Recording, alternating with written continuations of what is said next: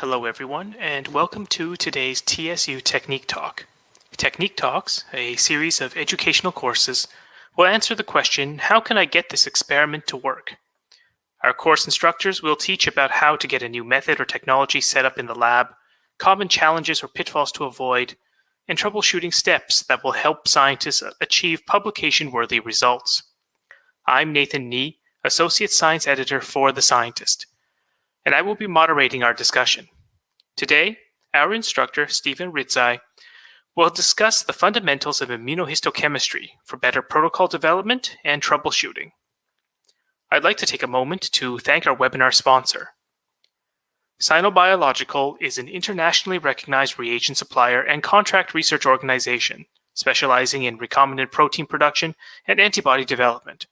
All of Sinobiological's products are independently developed and produced, including 6,000 plus recombinant proteins and 13,000 plus antibodies.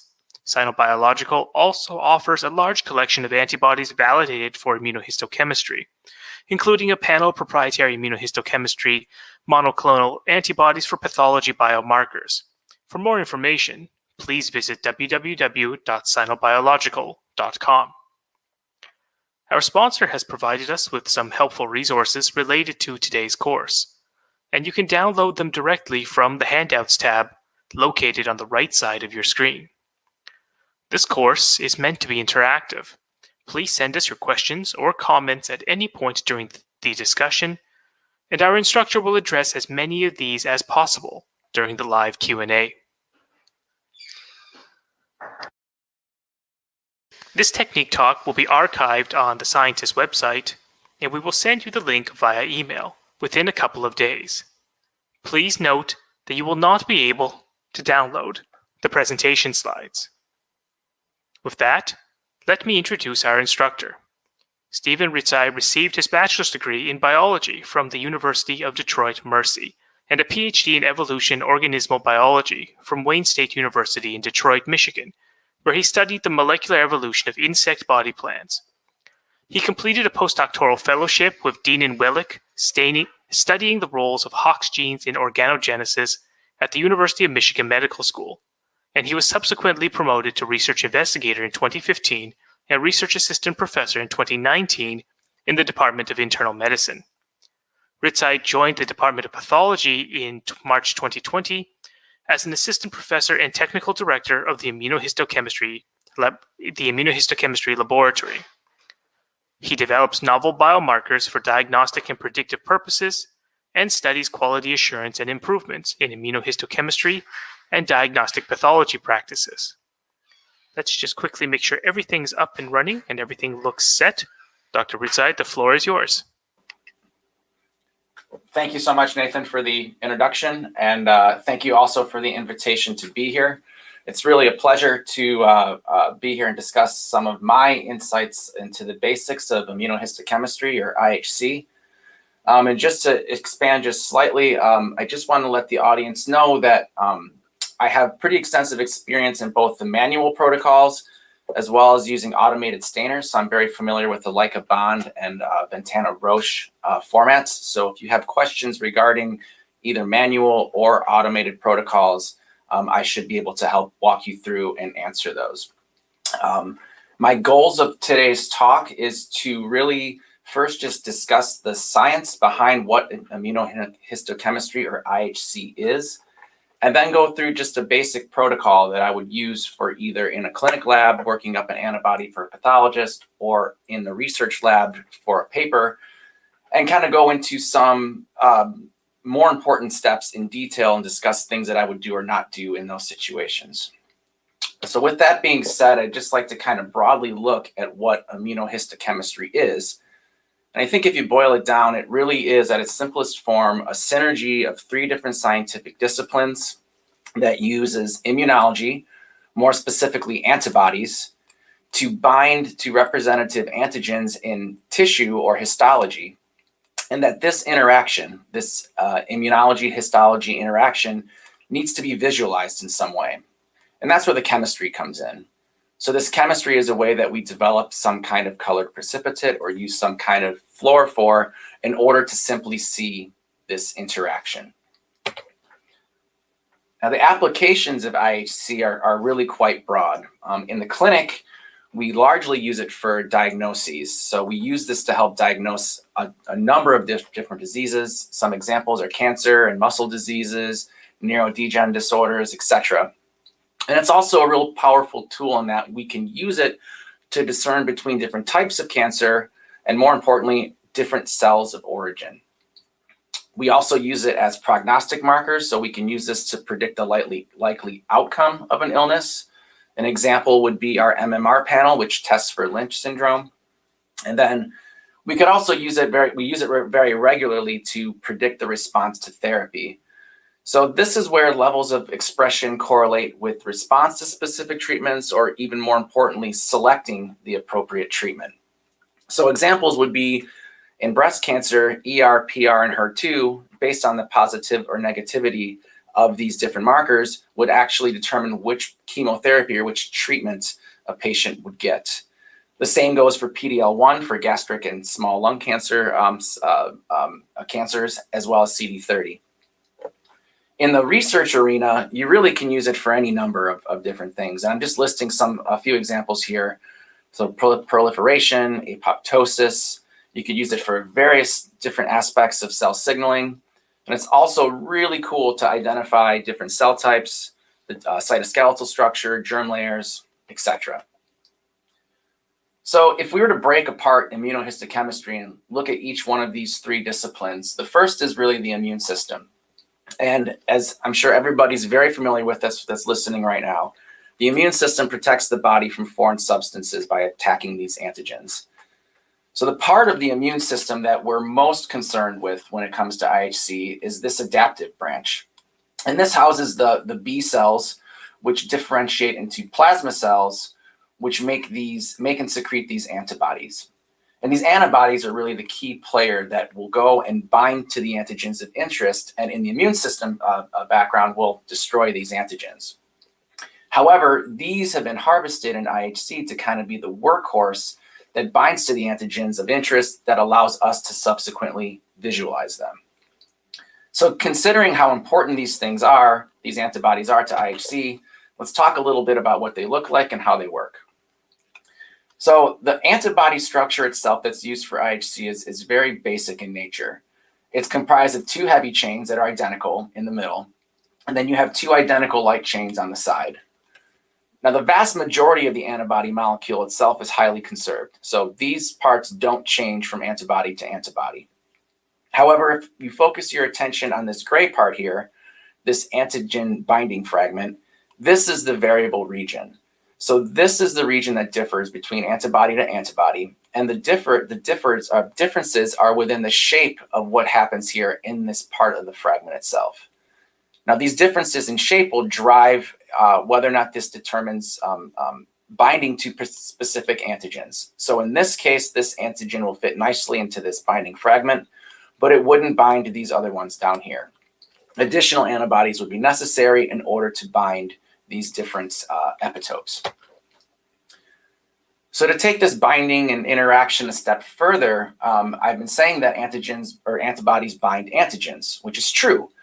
But antigens can have multiple epitopes associated with them. So this particular antigen that we see here has three different epitopes that's associated with it. So we can have three different antibody species or molecules that recognize or bind to one of these three different epitopes. Despite the fact that they're binding to different epitopes, you're still recognizing the same antigen. So this really brings up an important distinction that we need to discuss next, and that is monoclonal versus polyclonal antibodies. And this is really important to understand because really the first part of when you're designing your IHC experiment, the first part of your experiment is going to be selecting the appropriate antibody. And chances are you're going to have monoclonal and polyclonal options that are available to you. So it's best to understand, one, how they differ, and two, I think where they come from or how they're derived. So monoclonal antibodies, as the name implies, are a single clone of antibodies. So if you given a certain antigen, so this one here that kind of looks like this purple Pac-Man, this monoclonal population will recognize only a single epitope, or these blue triangles, on this particular antigen. This is in contrast to the polyclonal population, in which the population of antibodies has been developed to recognize all of the different epitopes that are associated with this particular antigen.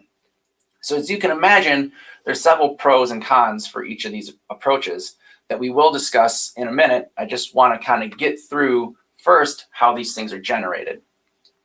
So monoclonal antibody generation starts when you inject an organism of interest. 99 times out of 100, it's either a mouse or a rabbit, and they're injected with your antigen of interest over a period of a few months. So it's several injections. So all you're trying to do is really elicit an antibody response or an immune response. So you then collect the spleen cells, which is where the antibodies will ultimately be collected from. However, the problem is that these, as anybody knows that works in cell culture, these have a finite lifestyle or lifespan. They could only survive a passage or two before they die. So to circumvent this limitation, researchers and scientists have used cancer cell lines. They take them and in a reaction, actually literally fuse these cancer cells with that of the spleen cells. So you have a population of cells now that are either unfused, hybrid cells, or unfused cancer cells. And just through simple selection, researchers then just select for only the hybrid cells. These then get individually selected, and they individually get spotted into 96 well plates where they're grown and propagated. Then, after some time, they will harvest the population of antibodies that is specific to each well, forming monoclonal or single clone populations. These are then selected against the antigen of interest that you originally injected, and the best ones are selected for experimentation. Now, the cool thing about this process is that all these lines now are immortalized cell lines that you can freeze down, thaw out when you need them, grow them up, collect your antibody, and then repeat. So it's basically an infinite supply of antibody that you have. And there's several really good advantages to using these antibodies. One, there's less lot-to-lot variability because they're coming from clones. They're less cross-reactive. They reduce nonspecific binding, and they have lower background.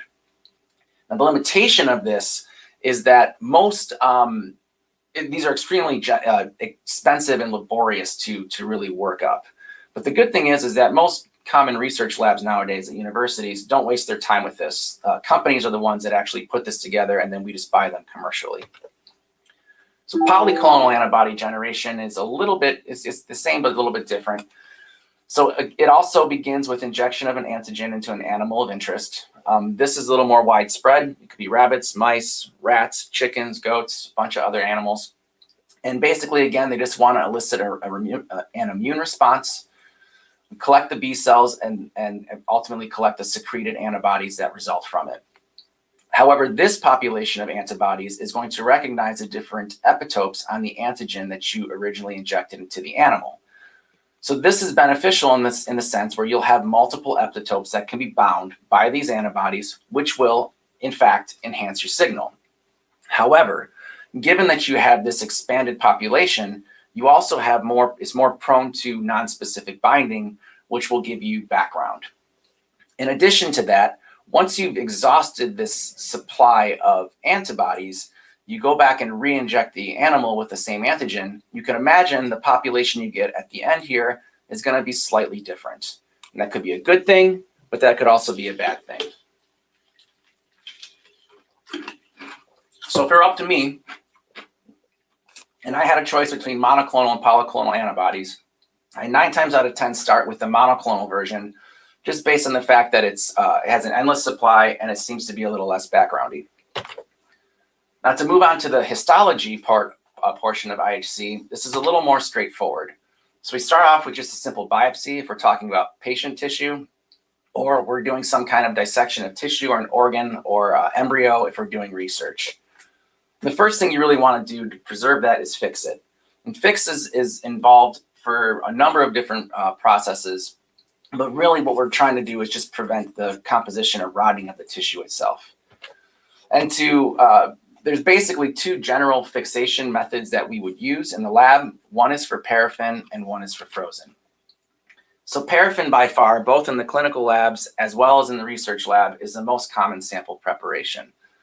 And this takes advantage of using 10% neutral buffered formalin to fix the tissues. And it fixes the tissues by forming stable linkages between proteins.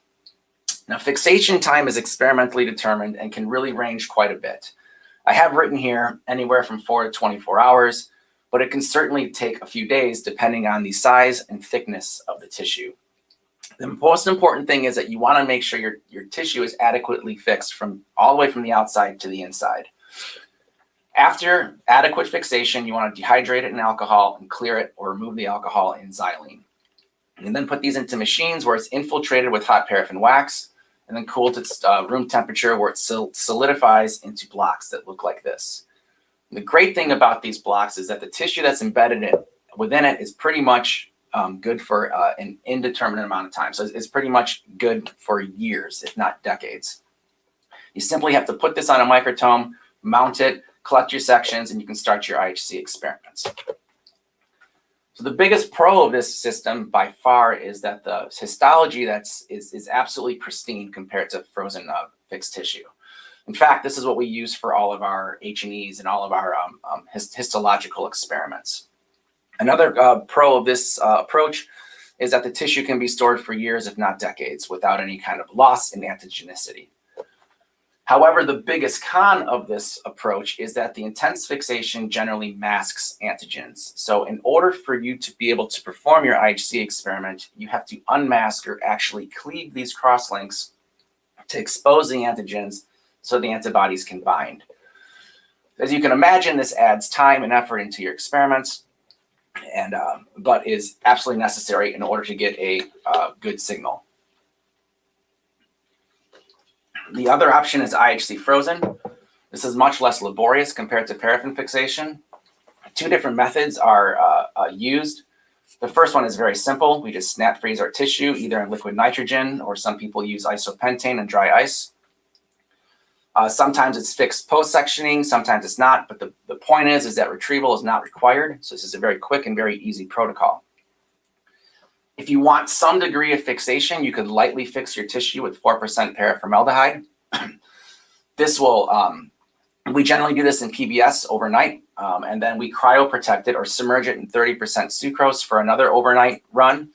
And this basically just prepares the tissue for sectioning on a cryostat. Afterwards, we freeze the blocks into OCT and we store them at -80.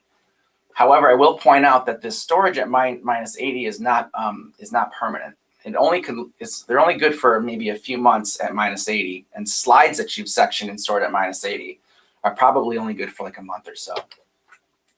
So the biggest pro of the frozen fixation technique is basically that it pristinely preserves enzyme antigen function. So you don't need any kind of retrieval method. You can just thaw these out and get going. The biggest con by far is the histology is quite poor compared to paraffin. They're also they very easily fall off the slide during your IHC protocol with all the washes.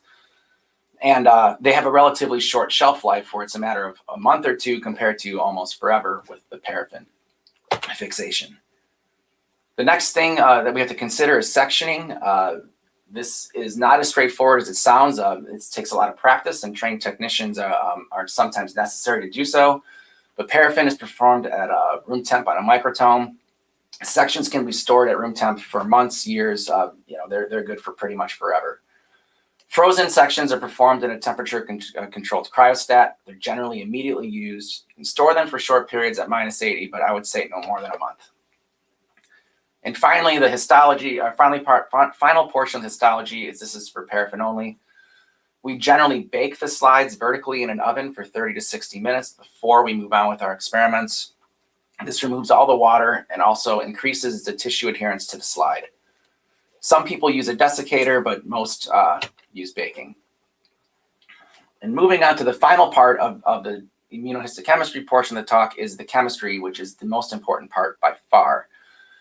And this involves two main components. And the first, as you can imagine, is antibody-antigen binding. And the second part is we need some sort of detection system in order to visualize this binding. So there's two main types that are basically used, and that's enzymatic, which you have some kind of enzyme fused to your antibodies, which is either horseradish peroxidase, or HRP, or alkaline phosphatase, which is AP. Another way to look at this is using fluorescence, in which you have some fluorophore that's conjugated to your antibodies. Importantly, both of the basic chemistry of these are basically the same. It's really just the reporter molecules that differ. So over the years, many different detection methods have been developed in order to visualize this interaction. And these are some of the most common ones here. And in fact, even today, I think the most common ones in research labs are either a direct or indirect technique. However, these three on the right side here are three good examples that people have used over the years of signal amplification protocols. The first two here, this ABC and LSAB, are avid and biotin complex chemistry protocols that we'll discuss in a little bit. And these polymer-based approaches are really kind of representing the next step, or the newest approach in these signal amplification protocols. So the first one, let's dig into a little bit more, is direct. And as the name implies, this is really just a direct relationship or direct readout of a primary antibody conjugated to some reporter enzyme that's bound to its epitope of interest. It's very simple, very straightforward, one step. The limitation of this protocol, though, is that since it's just a one-to-one readout, the sensitivity is much less compared to the other techniques that we're going to be discussing. The indirect method is by far the one that I use the most, and I think is the one that's still used in most research labs today. And this is a two-tier approach. So in this instance, you have an unlabeled primary antibody that was derived in some animal species, generally a mouse or a rabbit, but it can be others. And it binds to its epitope of interest. Then at a second level, the second tier is the addition of this secondary antibody with an enzyme or fluorophore that's conjugated to it. Now, this secondary antibody is specific or binds to the primary antibody of interest based on the animal it was raised in. So if this was a rabbit antibody, we would want to use an anti-rabbit secondary antibody to bind to our primary rabbit antibody here. Now, the cool thing about this approach is that multiple secondary antibodies can bind to a single primary antibody. So you can imagine, as you get more and more secondary antibodies bind to your primary antibody, you get a boost or in your signal or some amplification. If you need even more amplification for very sensitive antigens, most people have gone to this ABC method, or avidin-biotin complex method. And this probably came into play like 20 or 30 years ago and was a really hot thing for many, many years. And this was a standard IHC method, and it takes really strong advantage of this naturally strong biotin and avidin interaction. And this adds an additional or third layer onto the indirect method in terms of labeling. So again, we have an unlabeled primary antibody bound to our epitope of interest. And then we have a secondary antibody that binds to the primary, but this one now is biotinylated or has biotin groups attached to it. You then, in a third layer, add a complex of streptavidin or avidin molecules that's also chocked full of reporter molecules. So now you can see, with the binding of each one secondary antibody, we get a 4-to-1 readout compared to our traditional indirect method. And like the indirect method, multiple secondary antibodies can bind to this primary antibody, which again causes really great signal amplification. So if this is the first time you're hearing about this method, you're probably thinking, wow, this is great. This is the one to use. Why would you use anything else? And the answer is because it's really sloppy. In fact, there's a ton of endogenous biotin that's present in mammalian cells. In fact, the kidney, liver, and spleen are really chocked full of biotin. So even despite the fact that we have steps in our protocol to quench this endogenous biotin, it still leaks through inevitably, and it results in a pretty dirty and backgroundy looking stain. So as a result, many labs and many clinical labs and research labs both have kind of walked away from this method and have really adapted these newer, more polymer-based approaches for their signal amplification methods. And as you can see here, this is very similar to the indirect approach, right? It has just a two-tier level of reading it out. And instead of a single reporter molecule bound to the secondary antibody, it has this really large polymer complex that's just chocked full of enzymes.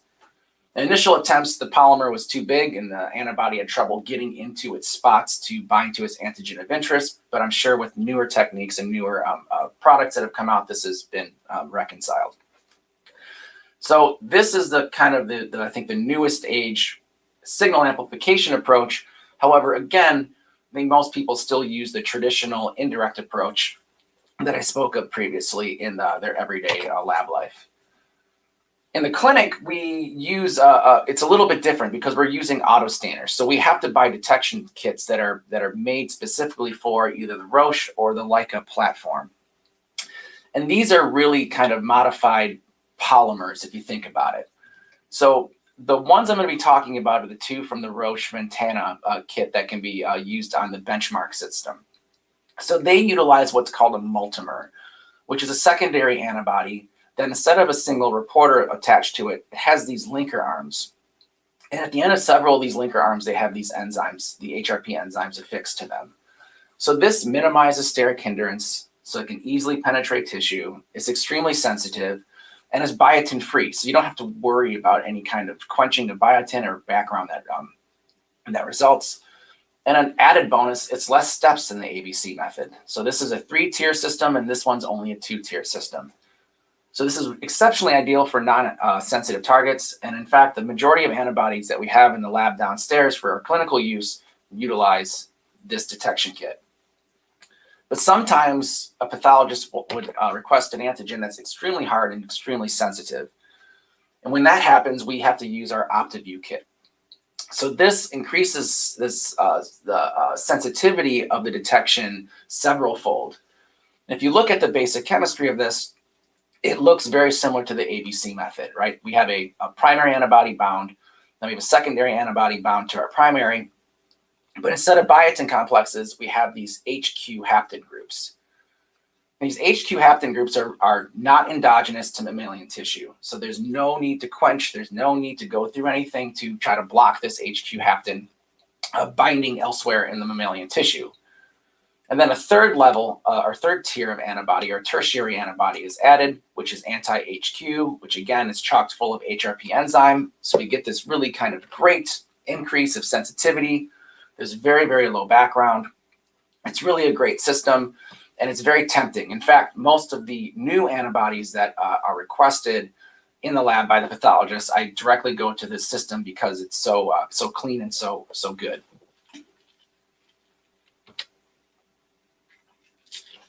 So moving on to the next step in the talk, I really just want to talk about a basic protocol or workflow that I would use either in the clinic or in the lab to go from tissue section to visualization. So this is my basic workflow represented here, all the way from D-pair down to cover slip. So let's talk about each one of these steps for a minute here. The D-pair is really pretty simple. It's just 2 changes of xylene. But the one thing I will warn you about is that the paraffin must be completely removed before staining. Insufficient removal leads to spotty or uneven background. So there's many labs that fall into the category of they refuse to change their xylene because they're trying to get the most use out of it. I would say use fresh or nearly fresh xylene for your experiments. It'll be better for you in the long run. The next step is rehydration. This is simply usually done in these buckets here, and it's as simple as starting with pure ethanol and then moving yourself to 30% and eventually to distilled water for 5 minutes, which brings us to antigen retrieval, which is the most important part of the IHC protocol, in my opinion. So this is where you're going to spend the majority of your time trying to get this right, and you have to get this right by experimental conditions. So you have to run different experiments with different times, different retrievals to determine which one is the best. So as I mentioned, paraffin sections or paraffin fixation can block antibody access to target antigens by masking them with these crosslinks. So we have to cleave these protein-protein crosslinks in order to expose these antigens for the antibodies to bind. So there's 2 ways that people usually do this. The first one is a proteolytic approach, and the second one is a heat-induced approach. So let's talk about PEER, or the proteolytic approach, first. So this exposes epitopes by enzymatic digestion. So we basically add an enzyme into the system, and it literally chews the protein-protein crosslinks away. This is a very harsh method that you have to be very careful with using. So in fact, even these suggested incubation times here, as you can see, they range quite a bit. differences of 5 to 10 minutes can make huge differences, where it goes from a perfect IHC to the tissue is so chewed up that you can't use it at all. I definitely usually use these only for really difficult epitopes. And in fact, most of the time I end up using these heat-induced enzyme retrieval approaches, or HERE. And this is both when I was doing this manually in the lab as well as in the clinic.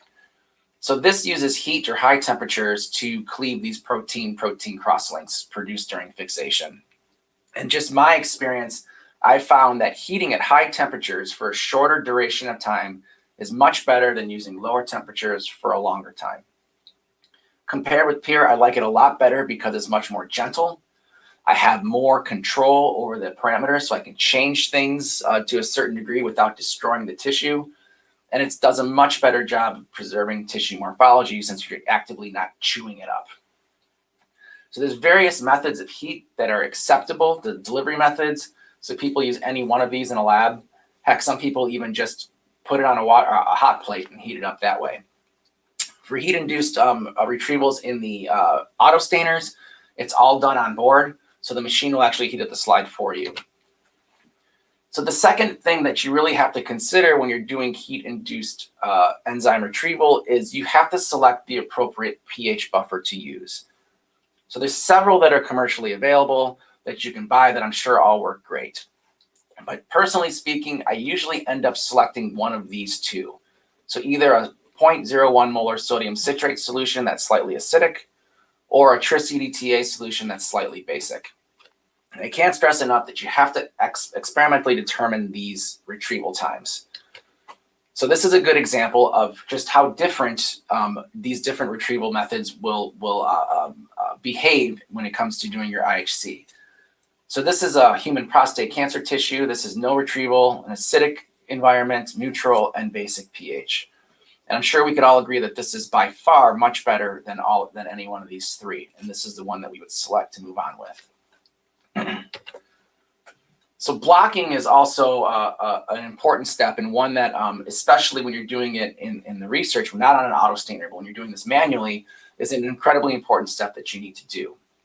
So this is done with either serum from an animal or a protein blocking reagent that people have bought commercially. But basically what this does is prevents the non-specific binding of antibodies to these FC receptors. And you'll notice how important this is if you don't do it. So in the absence of this step, you'll get this really annoying blushy background that develops. So really all you need to do is block the tissue for about an hour at room temperature before you add the primary antibody. Usually some kind of 5% serum from a donkey or goat is sufficient, but you can use other protein blocking reagents that you can buy commercially. Believe it or not, on an autostainer, we don't use serum. Instead, we use different protein blocking reagents. The best one by far is casein, which is a milk fat protein. This does a really great job of blocking background staining. And also, another cool trick is using 0.5 molar sodium chloride. A little bit of salt addition into your diluent does wonders for knocking down background staining.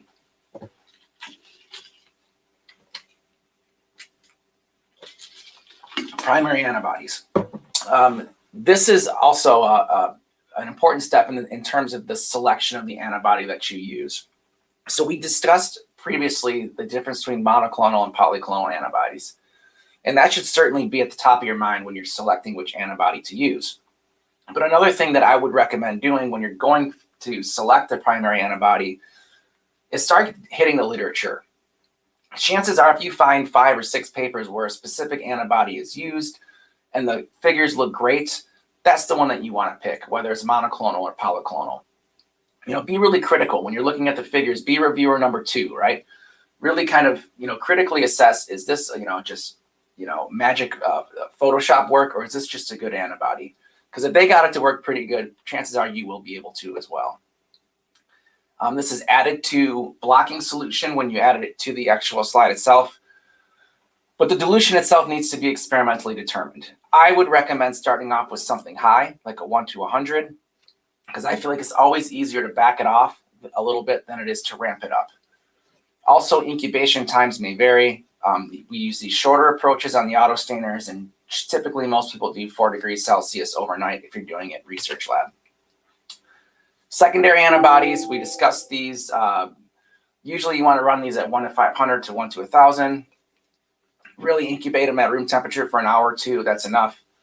And that the important part of this is that they're conjugated to some kind of enzyme or fluorophore. So this is how we actually visualize the reaction.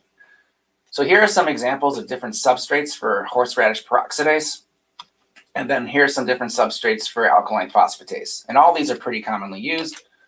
But I think the ones that are most common, especially for HRP, is this DAB here, which is a brown color. I personally use this BSIP NBT a lot for the purple color, but our auto stainers use this fast red, which gives a really nice red precipitate. Fluorescent detection options, there's a million to choose from, and flow cytometrists take advantage of every single one of these. But when you're doing IHC, you have to have non-overlapping wavelengths. So most common green ones are people using this 488 spectrum. The most common red are 555-ish, and most common far red are 647. So after you do your staining, you want to counterstain. For enzymatic, you want to use hematoxylin. Other methods are used, but this is a choice. And then for fluorescence, you really, most people use DAPI, which labels all the nuclei blue. Dehydration is basically just the opposite. So you just start from a 30% ethanol solution, go back up to 100%, a couple changes of xylene, then you cover slip. So that's pretty straightforward. I would just suggest or warn that the mounting media that you use has to be compatible with the staining method that you're using. Otherwise, you'll get fading over time. So these are two examples of chromogenic and fluorescent in situ hybrids or IHCs. This is a really nice, clean HRP DAB immunohistochemistry. We see really nice expression of DAB in the nuclei. Very little to no background. Lots of a really nice hematoxylin counterstaining. This looks great. Immunofluorescence, we have 3 different antigens that are being visualized right now, along with DAPI, that's counterstaining the nucleus, and this is in muscle tissue. So you can see that it really results in some beautiful 2D images that a pathologist can use to diagnose a case, or a research scientist can use to develop hypotheses or test different theories. But I want to also let you know that aside from these kind of like everyday normal uses of this, you can also use it for a little more elaborate means. And just to exemplify that, here is a IHC I did a few years ago when I was a postdoc. This is a control mouse lung, and this is a mutant mouse lung. And we stained it for elastin. And I just used a basic IHC protocol that I just went through. I didn't do anything fancy, didn't do anything funny with it. The only difference is that I used really thick sections here. So these are 100 micron thick sections. We then took it downstairs and scanned it with a confocal microscope and used some really fancy software to be able to set these in motion and look at it at a 3D angle or 3D perspective. So my point is you could really use this basic protocol to do some pretty advanced microscopy and really do some really cool analysis of data that gives you much more insight into it than looking at a single 2D representation of your data. So I've talked about many of these factors that affect IHC. I won't go into these individually. Just suffice to say that you really want to keep all of these things in mind when you're designing your experiment, especially things like epitope retrieval and choice of antibody that we talked about, as well as detection system. And for my final slide, I just kind of wanted to give you a general optimization strategy that I would use, that I use every day in the lab, whether it's in the research world or whether I'm developing an antibody for a pathologist. I kind of run the same approach every single time. And forgive me for this slide. I know it's a bit busy, but I just really wanted to show you that it's kind of broken down into 3 tiers here. So the first tier, the first thing I really want to do is determine the best pretreatment. And generally speaking, I spend the most amount of time in this first area right here. So to this, I want to make sure that the dilution and that the antibody protocol in terms of incubation is exactly the same for each one. So I pick something quick, like 32 minutes at 37 degrees. And I usually start with something high, like 1 to 100. And then I use a bunch of different pretreatment protocols. I'll use different proteases. I'll use different heat enzymes. I'll use different pHs. and I really just run a large panel. And then I look at that panel and I take the one that's best out of all those approaches, and that's the one that I modify a bit further. So for example, let's say this one was the best, which was a heat-induced retrieval method. I then would maybe play with the temperature a little bit, try a couple degrees above and try a couple degrees below, modify the time, maybe go 40 minutes on one and 25 on another, and just see if it makes a difference. And again, I'm not trying to make it perfect in this first run. I'm just trying to get the best possible pre-treatment that I can get. Once I have that, I select that protocol and I move down to this second level here. And this second level is all about making that signal better. So generally speaking, if I start with something high like 1 to 100, I have to usually kind of step back on it. So I'll start going to like 1 to 200 or 1 to 250 or 1 to 500. But there are times I have to go the other way, right? I have to go 1 to 50 or 1 to 25. It's all based on what the signal looks like after this first tier here. But if I really want to make large sweeping changes, I found that changing the primary antibody concentration is really the only way to do this. Increasing the incubation time or different temperatures, whatever, doesn't really seem to move the needle that much in my experience. It's really changing the concentration that makes noticeable differences. So after these two are done, I go to this third step in the second tier here and really try to clean up my signal to noise ratio. And I do that mostly by addition of blocks or different things into the diluents. I'll either add casein or I'll add salt or whatever. And I'm really just trying to get this signal, which I think looks pretty good already, into something even better. Now, most of the time when I'm done with this step, I consider it a success. I can move on with it and use it for either clinical or research purposes. But sometimes it's still just not good enough. And I have to go down here to this third run, which is amplify the signal. Now, I haven't talked about this amplification step because it's actually quite dirty. A lot of these amplification protocols, the staining looks incredibly artificial at the end of it. Pathologists, quite frankly, don't like it at all, and reviewer number 2 is going to absolutely hate it. So I try to avoid it at all costs, but there are times that I have to play with this to get the signal even stronger. What I prefer to do, if it's not looking good at this point, is go down here and select a new primary antibody. So maybe now I'll try to pick a polyclonal version of it, or maybe I'll try a different clone from a different company. And then I come back up here and I do it all again. But generally speaking, I think if you pay close attention to the literature and select a good antibody on the get-go, you'll be able to get through this protocol pretty quickly. So that's all I have for you today. I just kind of scratched the surface, but I'm happy to take any questions, whether it's about basic protocols or anything more advanced that may be on your mind. And thank you for your attention, and I'm happy to answer some questions. Thanks again. Thank you very much for that presentation. A reminder to our audience, please do not forget to submit any questions that you might have for our instructor using the Q&A tab on the right side of your screen. We do have several questions already in the queue, so let's get to them. Actually, before we get to the questions in the queue, I actually wanted to ask a question of my own, and that is, what do you recommend in terms of controls?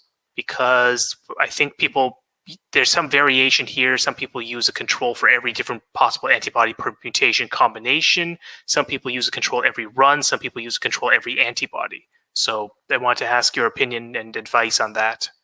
That's a great question. So controls, when we're running on our auto stainers in the clinic, it's very important that we run controls for every single one. We have either on-slide TMA controls, which we actually have cores of tissue that we cored out that we add on every slide. So we have positives and negatives on the same slide as our patient sample. And if those don't pass, then we fail the whole slide. There's other antibodies that don't fit within our TMA, but we always run an off-slide control on the machine to make sure that that run is something that we could adequately score and have confidence in. In research, you definitely want to run at least a negative control with each one. So you want to run a no primary antibody control where everything is the same, except for you don't add the primary antibody, you only add the secondary antibody. That should account for any kind of non-specific binding or staining. If you see a really large degree of staining after you add the secondary primary in absence of the primary, you really need to go back and block and do a better job of quenching your tissue. Thank you very much. Next question. What recommendations do you have for staining human tissue with human primary antibodies? I would avoid using any same species antibody. So if you're using human tissues, don't use a human antibody. You're just going to get too much non-specific binding. Chances are whatever antibody or antigen that you're interested in, you can find something commercially available that's from mouse or rabbit to use. If you can't, then I would consider doing considering an ISH or in situ hybridization approach. And what if the situation refers to therapeutic antibodies designed to target specific human cells? Oh, I guess, you know, if you're forced to do that, I mean, I would just make sure that you use as much sufficient blocking before the addition of the primary antibodies as you can. And also, this is where, like your first question, you're running your appropriate controls is incredibly important. So you want to make sure that you run, you know, negative controls. If you have a good positive off-slide control, that'd be great. But you really just want to make sure you're super careful with your blocking and also with your dilution of your antibody. You might want to kind of take it back a little bit, start using something a little more dilute, because if you inundate the sample with too much antibody, you're going to definitely get non-specific binding. Thank you very much. Our next question, when working with formalin FFP tissues from different sources, does one have to re-optimize IHC protocols if you're using the same antibodies as that have been previously optimized, maybe for a different tissue or a different situation? If all the tissue, well, is the question more referring to like different like FFPE tissue from different animals or different sources? I would say sources, maybe even different parts of the body, different organs. Generally speaking, if you find, you know, in the clinic especially, like if we have a protocol for FFPE tissue that works in tonsil, it'll work in liver, it'll work in kidney. Where I would question it is if, you know, if you're trying to use that same protocol for, say, like mouse embryonic tissue that's FFPE fixed, I would be more inclined to re-optimize if I'm switching species. But if I'm just switching regions within the same organism that's been fixed the same way, chances are your protocol is going to work, you know, on all the different tissues that you've fixed. Thank you very much. You talked a bit about in terms of antigen retrieval, fixation, but also other processes like those. Is there a way to see if something is just right or overfixed or underfixed, for example, during that step, or is this just something that will show up at the end after staining? Well, you can definitely tell fixation issues will rear their ugly head even at the first step of you choosing your correct retrieval. So the telltale sign of underfixation, which happens a lot, is that if you're sectioning through the thickness of a tissue and you do your IHC, the outside will stain, but the inside will be blank. So it takes time for the formalin to penetrate the tissue to get fully inside of it in order to fix the entire chunk of tissue. Underfixation is just the opposite. It just doesn't work.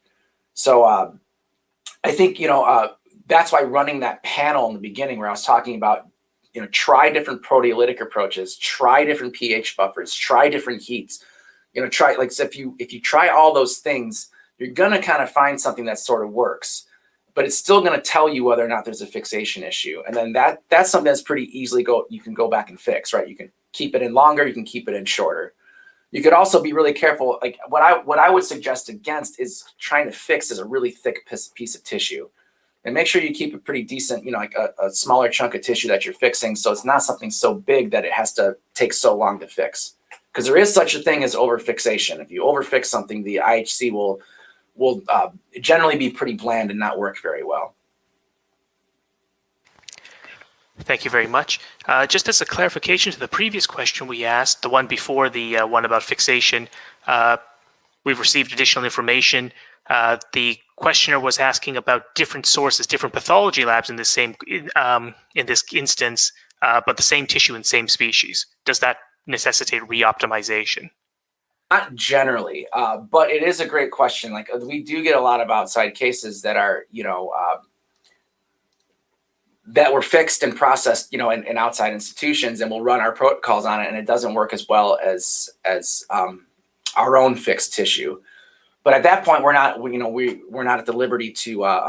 We don't have enough tissue. We don't have access to the patient's sample to re-optimize it. So yes, there are differences. I mean, so if us at University of Michigan have our protocols where we fix them for an hour or 2 hours, whatever, that doesn't mean other institutions are doing the same thing.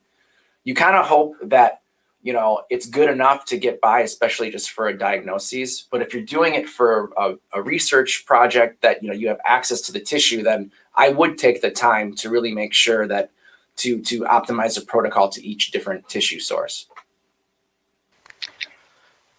Thank you very much.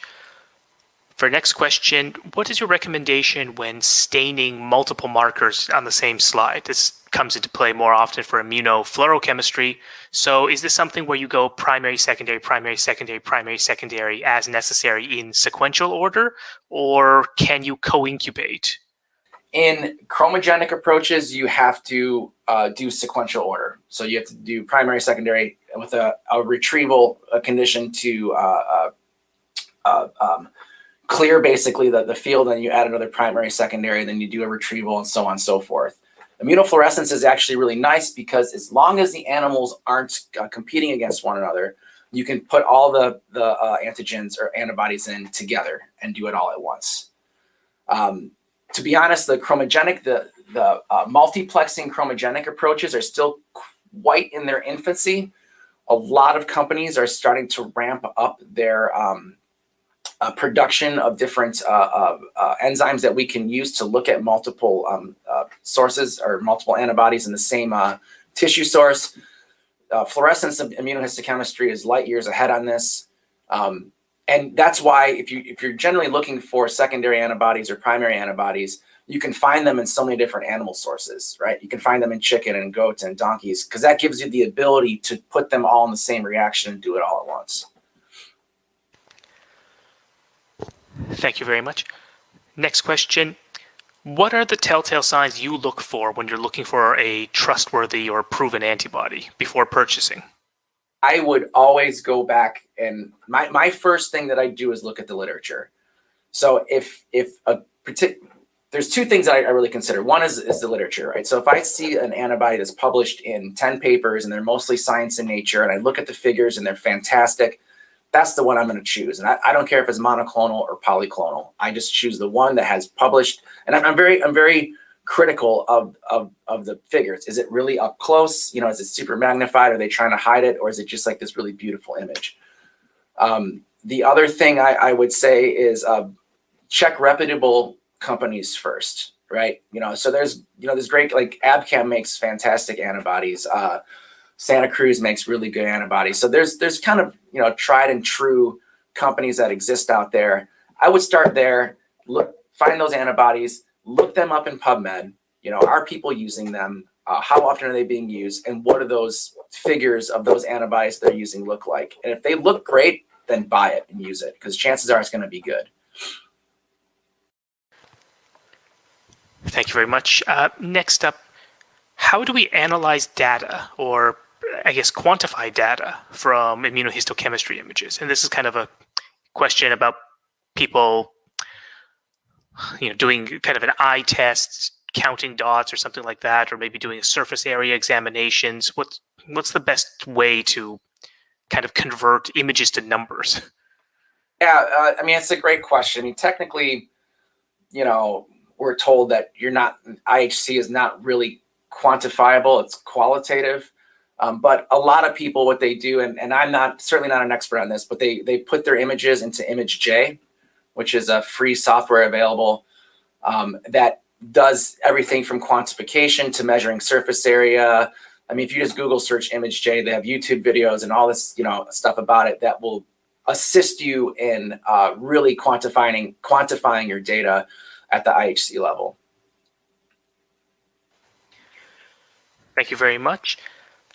For next question, you mentioned baking as a way of improving tissue section adherence for paraffin sections.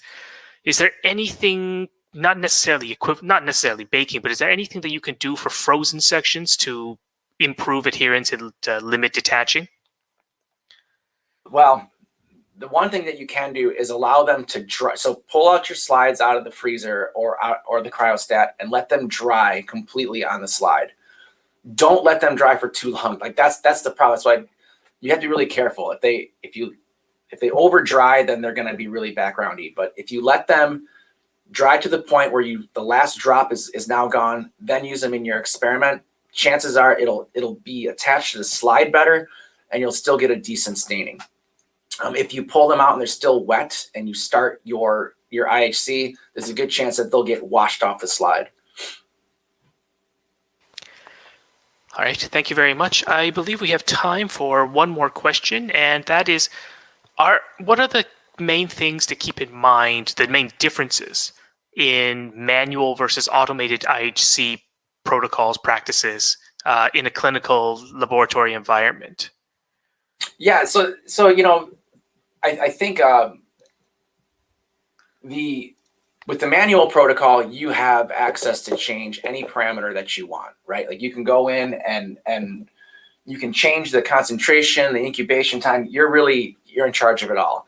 With the auto stainers, you're a little bit more limited, right? They sell you kits, and these kits run for X amount. Like the DAB kit runs, I can't go into the software and tell it to incubate this part longer or take this down. It just does it.